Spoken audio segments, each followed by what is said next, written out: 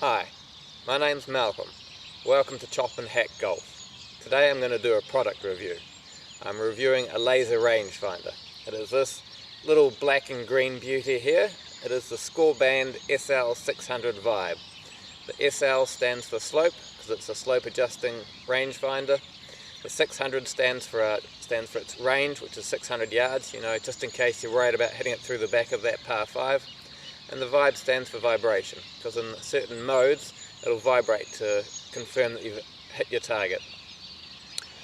So when you buy this, what do you get with it? Well, you get the unit obviously. It comes with a battery as well, which is good, because there's nothing worse than spending money to buy something and then having to spend more money to make it work.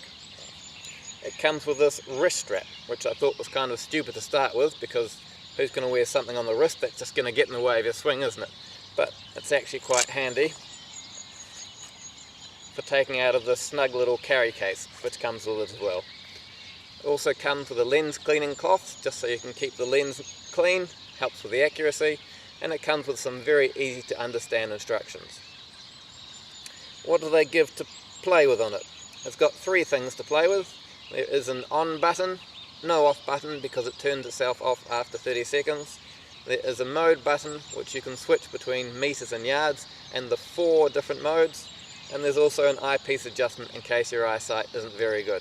The 4 modes are 3 slope adjusting modes and 1 tournament legal mode.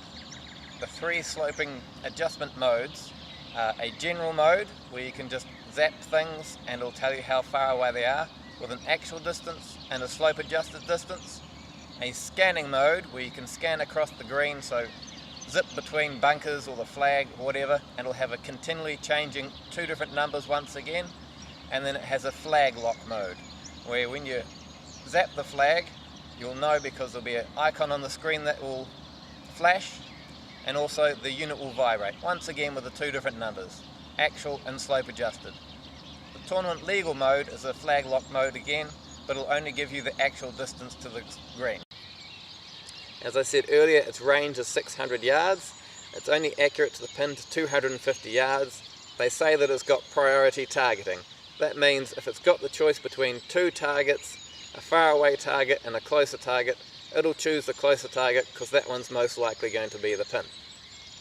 Now, I'm down at Manawatu Golf Course, which isn't very slopey, so I've chosen the most slopiest part of the course, if that's a word that I could find, and I'm going to shoot at a pin which is up on the green behind me, and then I'm going to turn around and shoot back down and see if I get the same actual distances using this, but it should give me some different distances, and then I'll talk about it a little bit more.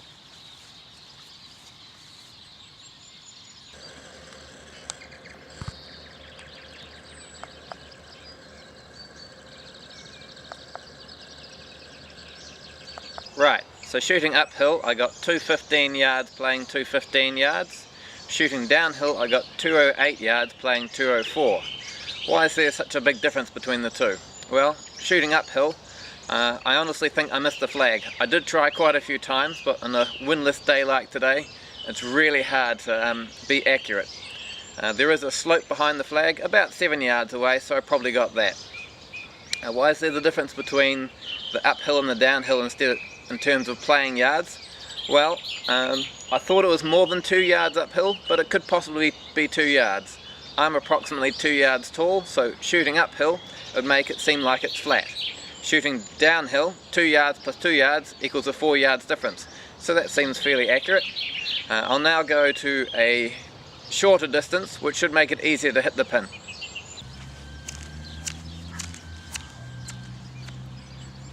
Right, so I'm down in the money zone now, around about the 100-yard marker, where accuracy is key.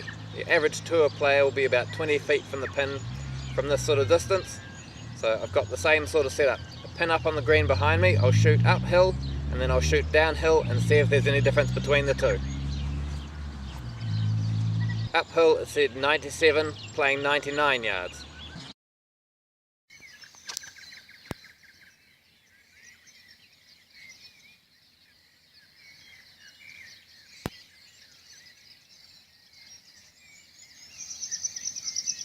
Downhill it said 97 yards playing 92. So fairly accurate in terms of actual distance, and then you can see the differences playing uphill and playing down as well. So from the money zone, it's pretty good.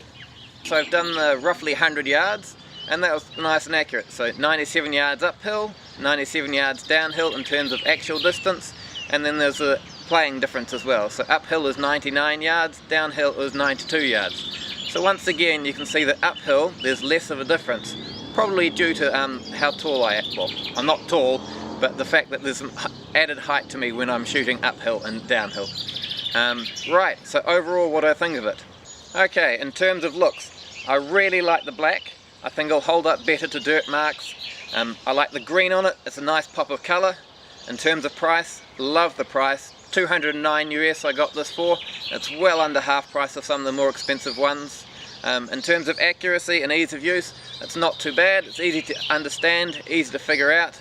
Accuracy can be a wee bit tricky on the windless days where the flag's nice and skinny and hard to shoot, but as long as you're thinking reasonably about where you're standing and how far away it should be, then it's not too bad. All in all, I'd probably give it a 4 out of 5. The only one thing I forgot to mention earlier, when I'm zapping the flag, and I was in the flag lock mode, so it should have vibrated, no vibration. Does the vibration missing bother me? No, not really, that's not why I got it. If it bothers you, maybe you'll give it a 3.5 out of 5, but I'll stick with a 4 out of 5. This is an update for the review I did on the rangefinder, the Scoreband SL 600 Vibe. I originally gave it a 4 out of 10, but I'm going to have to downgrade that because I've been having huge issues with the rangefinder picking up the flag. Not just from far away either. I've been right in as close as 40 to 50 yards away and I can't get a number. I have resorted to only using the scanning mode because this increases my chances of getting a distance. Even if it's for a second or two, at least I'm getting a distance. But even using that mode, there will be instances where I get no reading whatsoever for the flag. It might give me the number of the trees or the slope that's behind the flag, but not the flag itself. So I originally gave it a 4 out of 10, but I'm going to have to downgrade that to a 2.5 out of 10. It works, but only some of the time.